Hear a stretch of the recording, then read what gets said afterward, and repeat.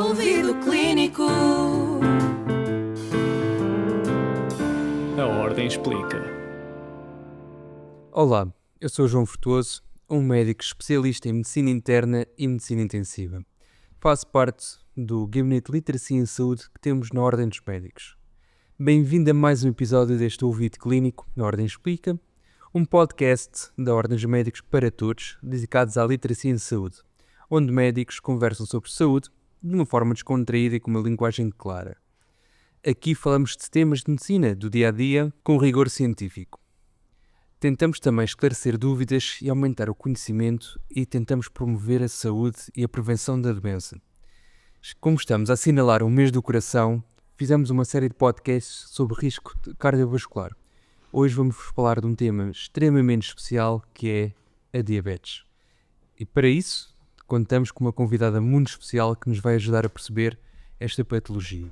Tenho aqui para vos apresentar a doutora Mónica Reis, especialista em Medicina Interna, dirige a Unidade Integrada de Diabetes do Hospital Vila Franca de Xira e também é coordenador do Núcleo de Estudos da Diabetes da Sociedade Portuguesa de Medicina Interna. Olá, bom dia. Olá, João. Para começar, o que é a diabetes? Bem, a diabetes, de uma forma um bocadinho técnica, é uma alteração do metabolismo da glucose que resulta ou de um déficit da produção de insulina ou por resistência da ação da insulina. É uma doença crónica que, se não for devidamente controlada, conduz a uma série de lesões de órgãos e sistemas e, portanto, como eu costumo dizer, da cabeça aos pés. Portanto, é uma doença multiorgânica e que é importante realmente não só diagnosticarmos, como tratarmos. Porquê é que se fala tanto de diabetes em Portugal? Que acho que é uma coisa que às vezes as pessoas não percebem a verdadeira importância, é que em Portugal nós temos 14,2% da população portuguesa diabética, o que significa em números 1,2 milhões de portugueses.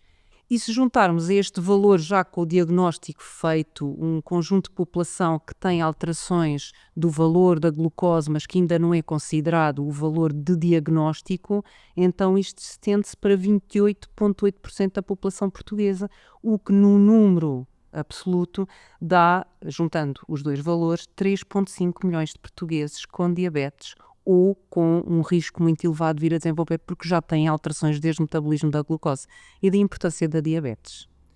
Então, acabamos por dizer que é um problema de saúde pública que temos em mãos. Eu diria que sim, porque a abrangência e o valor tão elevado de população afetada é tão grande que sim, podemos considerar que é um problema de saúde pública, sem dúvida nenhuma. Então, se nós tivermos uma pessoa à frente, ou mesmo uma pessoa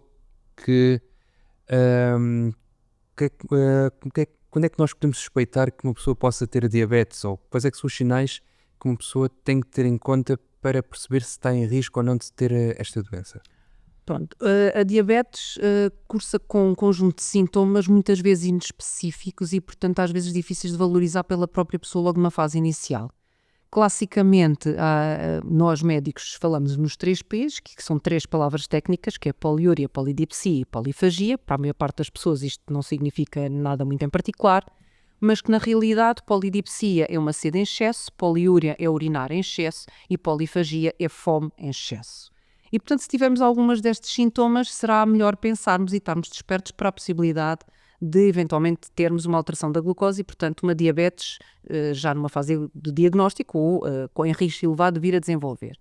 Mais do que isso, temos depois outros sintomas, como, por exemplo, o cansaço extremo, perda de peso, particularmente se pensarmos numa diabetes tipo 1, que depois se calhar já falamos um bocadinho mais à frente, uma visão turva, infecções com muita frequência sem nenhuma causa aparente associada, uma cicatrização mais lenta. Portanto, são todos sinais e sintomas não muito específicos, tirando aqueles 3 P's que falei inicialmente, que são realmente muito característicos, mas que nem sempre cursam os 3 juntos e por isso muitas vezes passam um bocadinho despercebido, que faz com que as pessoas muitas vezes vão arrastando esta sintomatologia sem perceberem o que é que está a acontecer com eles. Imaginemos então que eu tenho, por exemplo, 2 P's.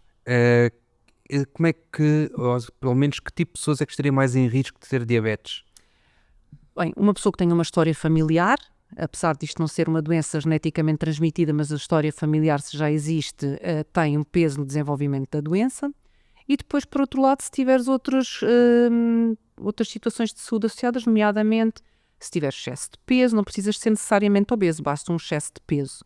Excesso de peso, depois se for uma pessoa, por exemplo, sedentária, que não tenhas uma alimentação muito regrada, que tenhas associadamente uma hipertensão, ou seja, que já tenhas outras doenças que possam aumentar o teu risco vascular, uma hipertensão, uma dislipidémia, que é o colesterol alterado, que tenha tido, no caso de uma senhora, por exemplo, se teve durante a sua gestação uma diabetes gestacional, o risco de vir a desenvolver diabetes numa fase posterior da vida também é maior.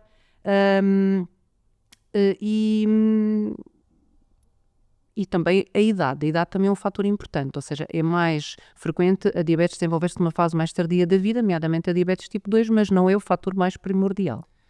Ou seja, aqui acabamos então por falar noutros fatores de risco cardiovasculares, é ver o doente como um todo e temos que então gerir Sim. a carga global de doença, nesse fundo. A diabetes é uma doença, tal como eu disse logo no início, multiorgânica, ou seja, é a doença, nomeadamente para a medicina interna e para quem tem especialidades mais generalistas, como por exemplo medicina geral e familiar, que engloba tudo aquilo que um médico internista ou um médico de medicina geral e familiar acaba por tocar, porque como eu disse é uma doença que afeta da cabeça aos pés e portanto uma diabetes não controlada vai-te causar lesão a nível cardíaco, a nível renal, a nível vascular e concomitantemente a todos estes órgãos que eu falei, a nível cerebrovascular e portanto acaba por ser uma doença de caráter cardiovascular também associada e que potencia tudo isso. Portanto, temos que olhar para o doente como um todo. Um doente que te apareça no consultório, por exemplo, que teve um infarto agudo de miocárdio ou que teve um síndrome coronário agudo, é de despistar que tenha, por exemplo, uma diabetes, nomeadamente até se for numa fase relativamente jovem da sua vida, porque é que aquela pessoa teve, por exemplo, um evento coronário. Se calhar é bom irmos olhar para tudo e não apenas para aquele evento naquele momento em si. E muitas vezes descobrimos que este doente até é diabético. Então, como é que uma pessoa que tem diabetes, a quem é que ela se deve dirigir?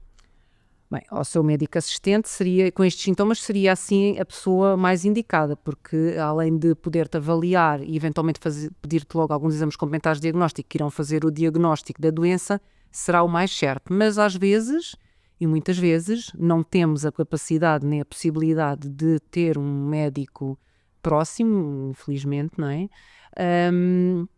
E, portanto, o enfermeiro, que no centro de saúde habitualmente está sempre presente e disponível, ou até mesmo,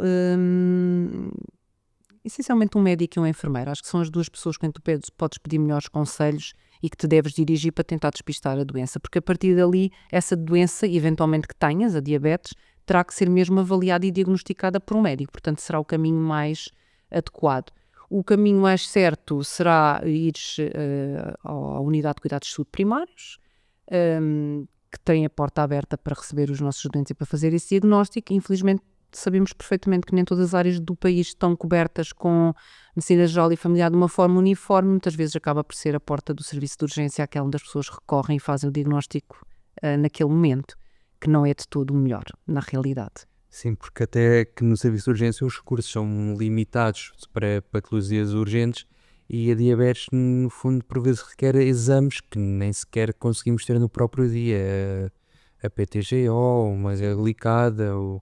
São exames complementares de diagnóstico que não sei, ali no serviço de urgência consegues medir uma glicémia e uma cetonémia e pouco mais, do ponto de vista daquilo que é necessário para um diagnóstico e perceber qual é que é o estado da doença em si. Portanto, o ideal será mesmo alguém que depois faça o teu seguimento. E Deus queira que não uma gasometria, porque aí já estaríamos não, aí já estamos num patamar mais difícil. Vamos ter uma diabetes simples, para começar. Simples é uma maneira de dizer. E pronto, é que depois lá está, é que nós temos uma primeira fase, no fundo é o diagnóstico e acabamos por ter que ter um seguimento, ou seja, o que é que uma pessoa pode depois também estar a fazer em termos de seguimento. A pessoa com diabetes o que tem que fazer é realmente um seguimento regular no seu médico assistente, como disse, ou na medicina geral e familiar, ou na medicina interna, ou na endocrinologia, sendo que a diabetes, particularmente uma fase inicial e que ainda não carece de terapêuticas muito complexas, e faz todo sentido que seja, ser seguida no seu médico assistente, no seu médico de família, como se costuma dizer. às vezes são situações de doença e já com complicações multiorgânicas que carecem de um seguimento a nível hospitalar, porque depois há aqui um conjunto de outras especialidades que vão entrar na gestão deste doente e que são muito importantes, nomeadamente a cardiologia, a nefrologia, a neurologia, a oftalmologia. Portanto, já temos aqui um conjunto de abrangência multidisciplinar e de gestão do doente que é mais fácil ser realmente a nível hospitalar. Uma pessoa com diabetes, o que tem que fazer, tal como disse, o seu seguimento regular, cumprir o plano terapêutico que é estipulado para si próprio. A diabetes é uma doença que tem um caráter muito individual de pessoa para pessoa. O que eu quero dizer com isto é que um esquema de terapêutica para o doente A não é necessariamente o melhor para o doente B, apesar de às vezes até parecerem relativamente semelhantes, e portanto há que cumprir essa terapêutica por forma a ter a sua doença controlada, ter um bom controle metabólico para evitar tudo aquilo que nós falamos de lesão dos órgãos-alvo, de coração, rim, olhos, por aí afora. Além disso, um bom controle da diabetes não se esvai, digamos assim, simplesmente na terapêutica. É muito importante depois termos os outros pilares da terapêutica, como eu costumo dizer, que é o exercício, que é fundamental, ter uma boa adesão também ao exercício físico por forma a ter um bom controle metabólico, e à parte alimentar. O plano alimentar é fundamental, mais uma vez com algumas restrições de forma semelhante para todos, mas também muito individualizado para cada um e que deve ser adaptado à pessoa para que haja a possibilidade de que seja realmente cumprido. Porque se nós estivermos a dizer a uma pessoa que come um determinado alimento e a pessoa nem sequer gosta desse alimento, não vale a pena. Portanto, a individualização terapêutica neste tipo de patologia é mesmo muito importante, porque é uma doença para a vida e, portanto, a pessoa vai viver com aquilo por muitos anos e, portanto, convém viver o melhor possível e, como eu costumo dizer, que seja a pessoa a tomar conta da doença e não a doença a tomar conta da pessoa. Sim, porque mesmo que uma pessoa que deixe de tomar a medicação base, portanto, pensemos na metformina, que até chega ao ponto de perder peso, a evolução metabólica, acaba por ter com uma diabetes, não que seja por resistência ou por ausência pancreática, e acaba por ter que viver com isso. E por falar nisso, começamos também a ver novos fármacos entrarem na equação. E em que ponto é que estamos? Estamos num ponto, eu diria, fantástico, porque há 20 anos atrás, há 15 anos atrás, tinhas 3 classes farmacológicas, com alguma eficácia, mas com alguns efeitos secundários significativos, e hoje em dia temos um conjunto de classes farmacológicas, portanto, de remédios, digamos assim, de classes diferentes, que podemos usar nos nossos doentes e que, não, além de tratarem a glicémia, portanto de reduzirem o valor do açúcar no sangue, digamos assim de forma simples, têm também associado efeitos acessórios que são benéficos para os nossos doentes, nomeadamente a nível renal, a nível cardiovascular, com a redução do risco vascular, com a ajuda no controle também, por exemplo, do perfil tensional. Portanto, há um conjunto de fármacos que surgiram nas últimas 2 décadas, absolutamente fantásticos e que nos permitem tratar hoje em dia os nossos doentes, se aderirem àquilo que eu disse anteriormente, ao plano farmacológico e depois ao plano que não é farmacológico, de alimentação e de exercício, de conseguirmos tratar os nossos doentes de forma muito eficaz e conseguir que estas pessoas tenham uma vida de qualidade e uma sobrevida ao longo também bastante grande. Não só quando pensamos em remédios, pensamos em fármacos, pensamos sempre em comprimidos, mas hoje em dia também temos uma evolução significativa a nível das insulinas, porque há uns anos atrás eram insulinas não tão evoluídas como a que temos hoje em dia e que que não permitiam um controle metabólico tão bom, que não eram tão estáveis, que tinham alguns efeitos secundários ou acessórios menos simpáticos e que hoje em dia até isso já conseguimos ultrapassar. Portanto, há uma evolução enorme naquilo que é o tratamento da diabetes nas últimas 2 décadas. Eu até também estou a pensar naqueles medidores de glucose, nos glucómetros, que agora nós encontramos, vemos as pessoas já ali com a bolachinha no... O disquinho branco. Sim, a evolução não foi só a nível dos medicamentos, dos fármacos, a evolução tecnológica na diabetes é absolutamente extraordinária. Eu quase que me atrevi a dizer que é tão grande ou maior do que na parte farmacológica, porque se tu há uma década e meia atrás, a única forma que tinhas de controlar a glicémia, de avaliar qual era o valor que tinhas, era através da tradicional picada no dedo com o glucómetro. Hoje em dia tens esses medidores de monitorização contínua da glicémia, neste caso, que são patches na prática, assim de forma simples, que se colocam e que vão avaliar a glicémia a nível do tecido celular subcutâneo e, portanto, que é um conforto que dá às pessoas e uma segurança porque está a medir continuamente e, portanto, tu consegues ver qual é o padrão, se vamos ter uma hipoglicemia a breve trecho, se o nosso padrão de subida do glucose está muito acentuado e, portanto, podemos tomar medidas e agir perante isso. Até nisso houve essa evolução. Depois houve evolução em outras coisas. As próprias canetas de insulina tiveram uma evolução enorme.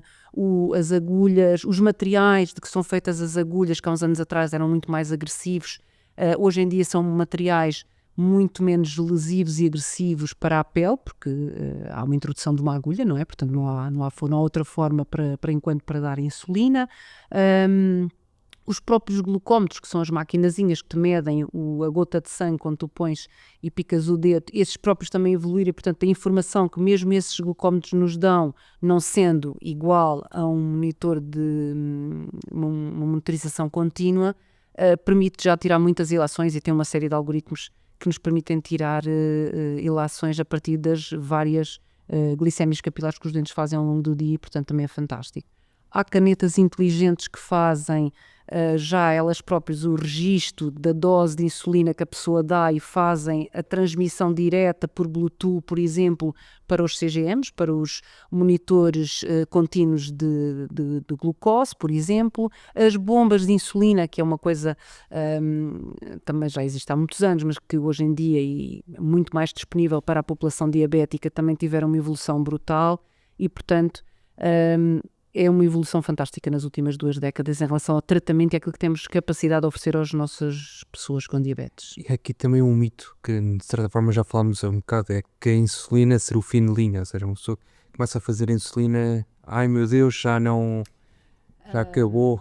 Sim, bem, isso deve-se a várias razões. A primeira razão é porque a maior parte das pessoas, infelizmente ainda nos dias de hoje, é insulinizada numa fase muito tardia, portanto já tem muitas complicações da própria doença em si e quando é introduzida a insulina, que deveria ter sido introduzida provavelmente muitos anos antes, por forma a manter uma doença controlada e, portanto, não ter todas as condições nefastas que depois a diabetes tem se não for devidamente controlada, fica sempre aquela ideia de que quando se introduziu a insulina é que surgiram essas complicações. Imaginemos, por exemplo, uma retinopatia diabética ou uma nefropatia diabética, quando na realidade essas condições foram causadas pelo mau controle prévio à introdução da insulina.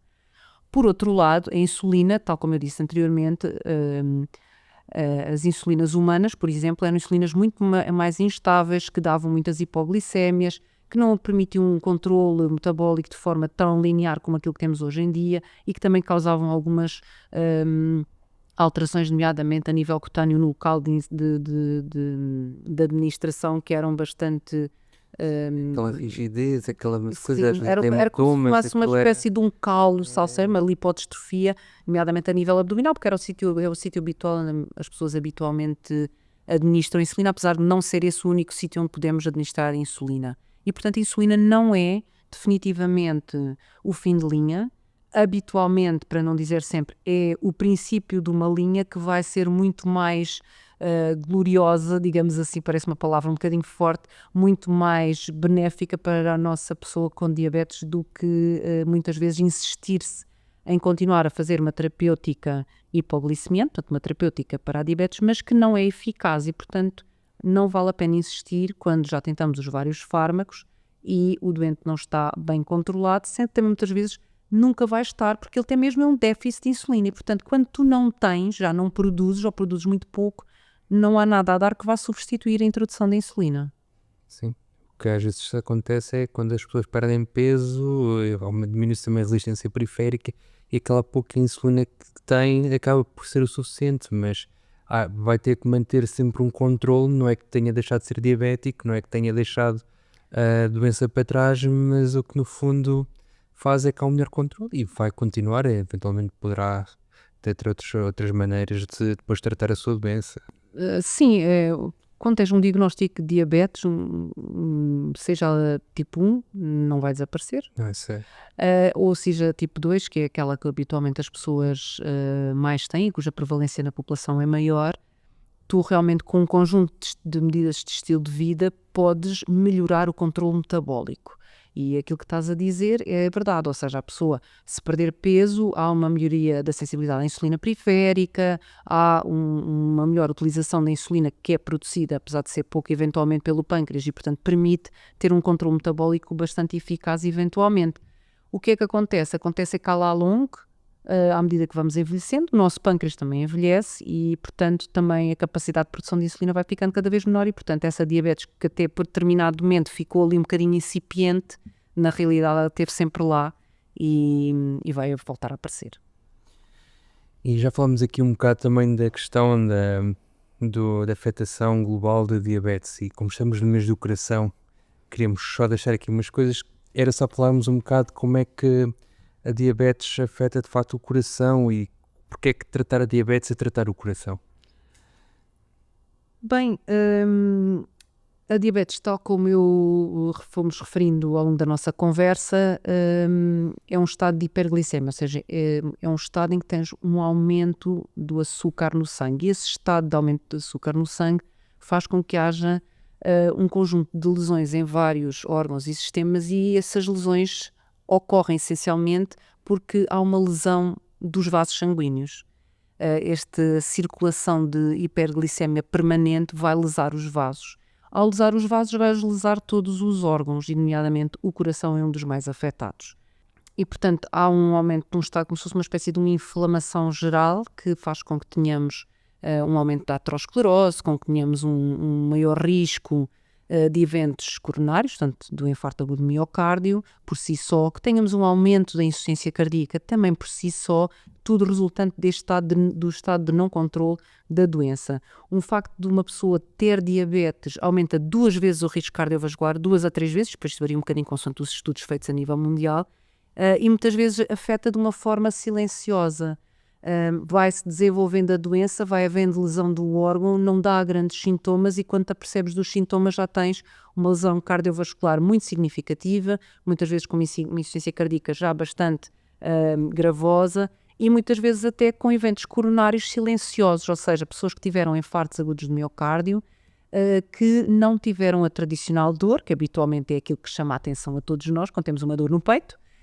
E no diabético, isso acontece, nomeadamente num diabético que esteja muito mal controlado e que tenha uma doença relativamente longa, têm infartos agudos de miocárdio silenciosos, que não são tratados, pode eventualmente levar a ser fatal naquele momento. Não sendo fatal naquele momento, vai lesar severamente o coração e conduzir a estados de patologia cardíaca grave, com uma grande redução da qualidade de vida destas pessoas. É um bocado aquele mantra que temos na sala de emergência quando são sinais muito inespecíficos, e lembrar-nos que um diabético pode até nem ter dor quando se trata de um infarto. Sim, sim.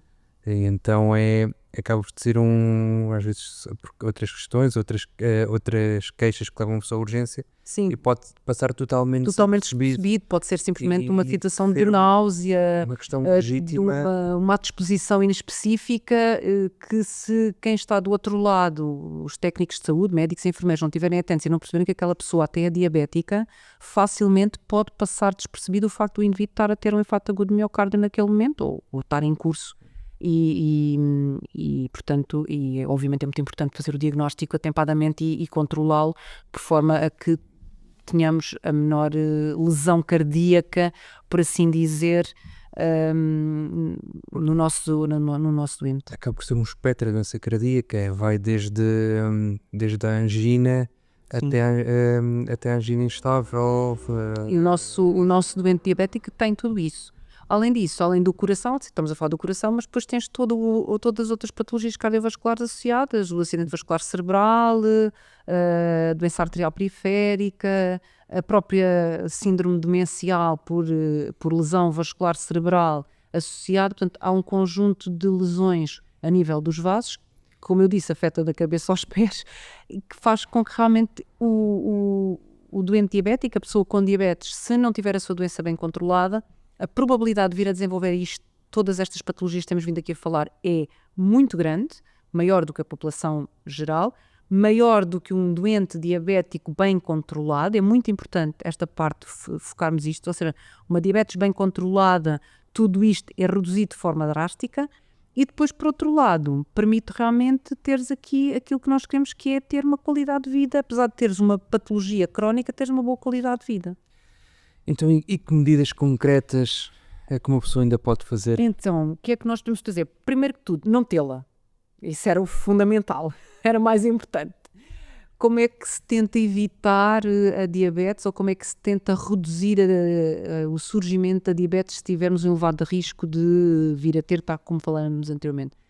É exatamente as medidas de estilo de vida. Ter uma alimentação regrada, ter uma alimentação rica em proteína, em fibras e pobre em hidratos de carbono, não ter excesso de peso, ter um bom controle do peso, fazer exercício físico, não precisamos de ir todos para o ginásio, 30 minutos, 3, 4 vezes por semana de uma caminhada pode ser suficiente para ter alguma compliance do ponto de vista da nossa capacidade física. Tudo isso são medidas muito importantes. Não fumar é também importante, parece que não temos assim uma relação significativa, mas tem com o aumento do risco cardiovascular e ter associado todas as outras patologias que as pessoas têm, a dislipidemia e a hipertensão também, ela controlada por forma a reduzir o risco de vir a desenvolver diabetes. Essencialmente é isto, no fundo são medidas de caráter geral, mas que são muito importantes para preservarmos o nosso estado de saúde. E se tivesse uma mensagem final que quisesse deixar à população?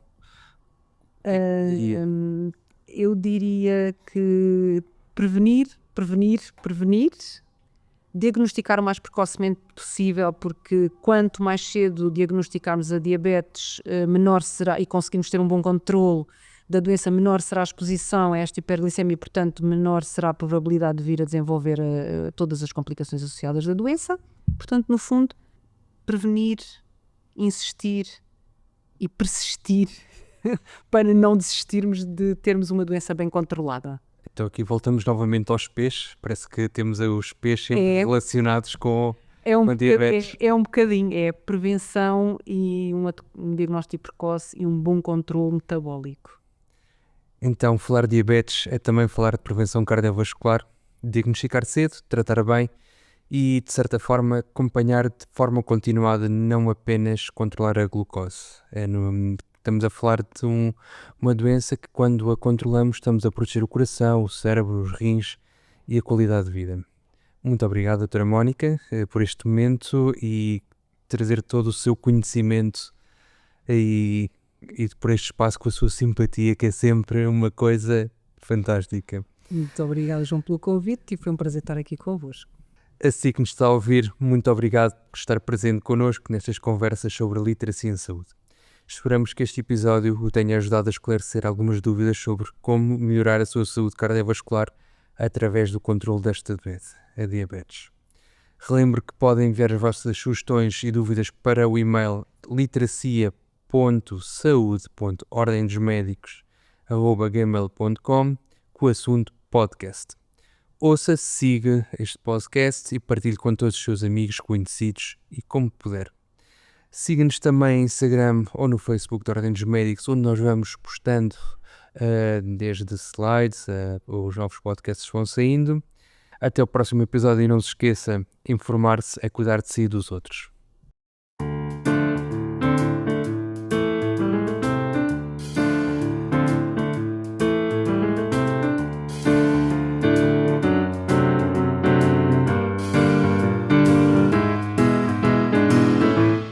Ouvido clínico. A Ordem explica.